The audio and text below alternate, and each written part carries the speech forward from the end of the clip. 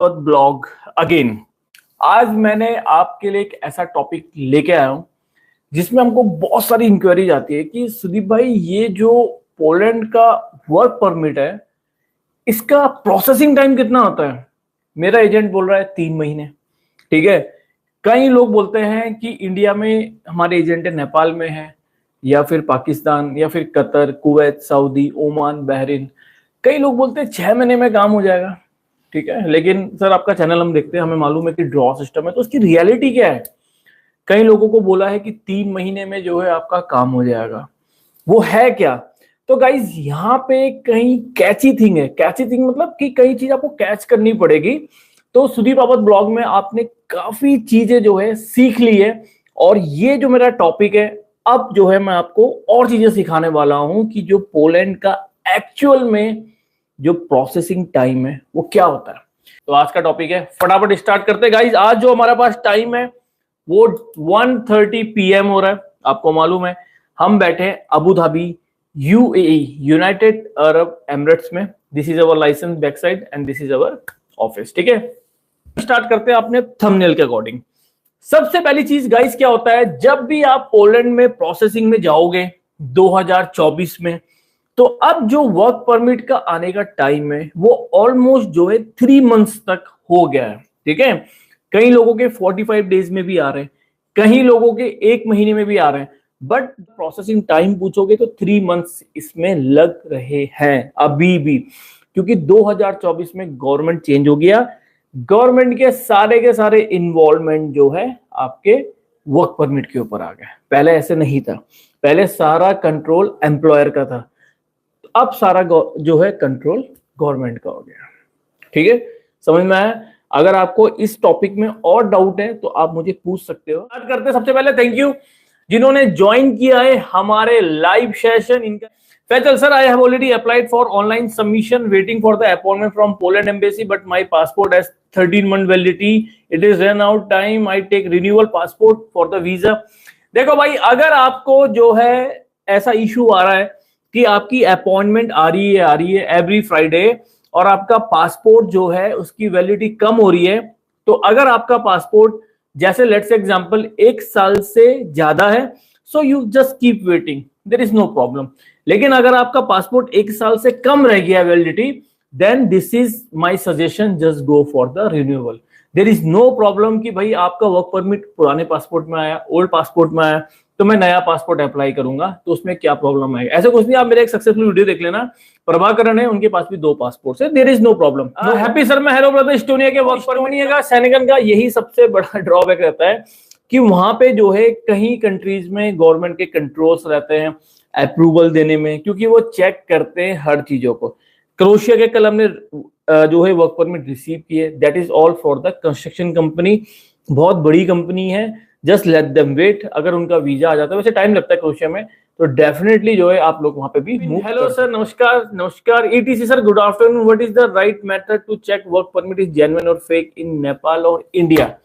भाई नेपाल और इंडिया में ना सबसे बड़ा प्रॉब्लम यही है, you can not verify your work permit. ठीक है, आप उसको चेक नहीं करवा सकते हो, बट सुदीप रावत ब्लॉग जो है ये चीज स्टार्ट करने वाला है नेक्स्ट 1 मंथ में, मे बी अप्रैल और मई एंड तक। मैं आपको जो है जितने भी वर्क परमिट इंडिया और नेपाल में, बांग्लादेश में जा रहे हैं ना, सारे के सारे एक वर्क परमिट जो है मैं आपको वेरीफाइड करा के दूंगा। और अगर लेट्स से एग्जांपल वो वेरीफाइड नहीं होते हैं तो मैं आपको वो चीज बताऊंगा कि आपने अपने एम्प्लॉयर को बोलना है। ठीक है, now the gateway is open for the Asian countries. ठीक है, अभी तक हम गल्फ में कर रहे थे, यहाँ पे वर्क परमिट वेरीफाई नहीं होता, लेकिन जो है मैं आपको वेरिफिकेशन करके दूंगा। फैजल, हाय सर, कतर से हूं, वर्क परमिट कैसे चेक करते हैं, ओरिजिनल या फेक है, मेरे पास बैंक स्टेटमेंट है। देखो यहाँ पे क्या होता है, सारा का सारा वेरिफिकेशन थ्रू एम्बेसी होता है। ठीक है सुदीप भाई, मेरा पोलैंड का फोल्ड लिफ्ट ऑपरेटर कतर से इशू हुआ है, क्या मैं कतर से कैंसिल करके इंडिया में इंटरव्यू फेस कर सकता हूं, एंड जो है रेशियो कैसा है। देखो इंडिया में रेशियो अभी बहुत अच्छे नहीं है। ठीक है, सो माय सजेशन इज कि अगर आप इंडिया जा रहे हो, ठीक है, सो वहां पे पोलैंड का क्या सिस्टम है, आपको जो है वीएफएस के अकॉर्डिंग जाना पड़ेगा, वीजा फैसिलिटेशन की सर्विसेज, वहां पे अपॉइंटमेंट्स अवेलेबल नहीं है। ठीक है, उसके बाद हमारे पास है एक क्वेश्चन दुर्गा पुन।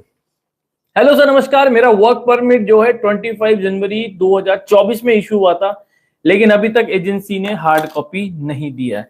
अब देखो यहाँ पे क्या प्रॉब्लम आता है, मैं आपको बताता हूँ। जब भी जो है आपका वर्क परमिट नहीं दे रही है hard copy, so may be there is one clause कि भाई कोई पेमेंट स्ट्रक्चर पेंडिंग होगा, या फिर जो है आप अपना सॉफ्ट कॉपी से ही रजिस्ट्रेशन कर दो। This is my suggestion.